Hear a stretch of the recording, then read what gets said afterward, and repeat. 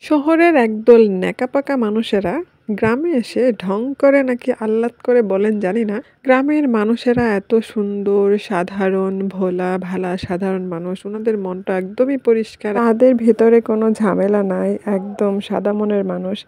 আসলে কি জানেন? ঝামেলার শুরুটাই এখান থেকে। আসসালামু আলাইকুম। শীতের মধ্যে কোনো এক শুক্রবারের ভিডিও শুট করা ছিল আর সকালটা শুরু হয়েছিল এভাবে। এর মধ্যে অনেক কাজটা সেরে নামাজের পরে যখন সবাই এসেছে একসাথে খাবার-দাবার শুরু হয়ে গিয়েছে আর খুব সকালে রান্না করে ফেলছিলাম গরুর গোশত কুকারে।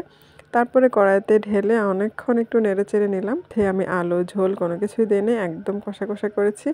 এই সালাদটা না হলে কিন্তু একেবারেই নয়। আমার বড় দুলাভাই এই সালাদটা খুবই পছন্দ করতেন এবং খুব প্রশংসা করতেন আমার। এই সালাদটা আমার ছেলে, মেয়ে, হাসব্যান্ড সবাই খুব পছন্দ করে। শুক্রবারে আমাদের এই আয়োজন ছিল। এই শুক্রবারে না, এটা কোনো এক শুক্রবারে ছিল। আমার মনে নাই কখন, তবে শীতের মধ্যেই ছিল। গ্রামের ভোলা-ভালা মানুষদের কথা বলতেছিলাম। উনারা কিন্তু আমাদের আশেপাশেই থাকে। আমি যেহেতু গ্রামে থাকি এই বিষয়ে কিছুটা ধারণা হলেও আমার আছে। উনারা না আপনার ভালোটা দেখতে পারবে, না আপনার খারাপটা নিতে পারবে। আপনাকে কোনো কিছু করতে দেখলে উনাদের সহ্য হবে না।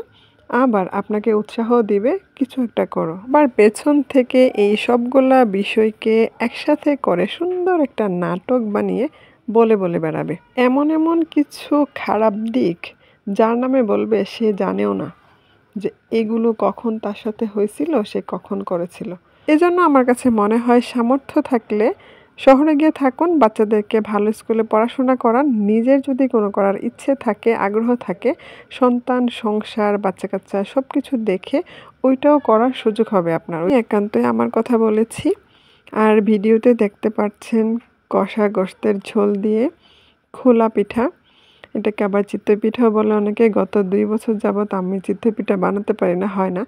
এবছর মাশাআল্লাহ খুবই সুন্দর হয়েছে। আবার সাথে ছিল এই তো শুটকির ভর্তা। আমি আগে থেকেই বানিয়ে ফ্রিজে রেখে দেই। কারণ যখন তখন ইচ্ছে হলে বানিয়ে খাওয়া সম্ভব না। এই তো দেখেন পিঠা খুবই সুন্দর হয়েছে। আর এটা ছিল দেশি লাল চালের পিঠা। খুব সুন্দর একটা ঘ্রাণ আসতেছিল। যেহেতু আমার ছেলে মাদ্রাসায় পড়ে, ও সবসময় বাড়িতে থাকে না। আর ও যেহেতু থাকে না, আমাদের তেমন করে সন্ধ্যায় নাস্তাও খাওয়া হয় না। ও ওইদিন ছিল, তার জন্য এই আয়োজনটা করেছি। শীতের সন্ধ্যায় এরকম গরম, গরম পিঠার আয়োজন খুবই ভালো লাগে। সবাই খুব মজা করে খেয়েছে।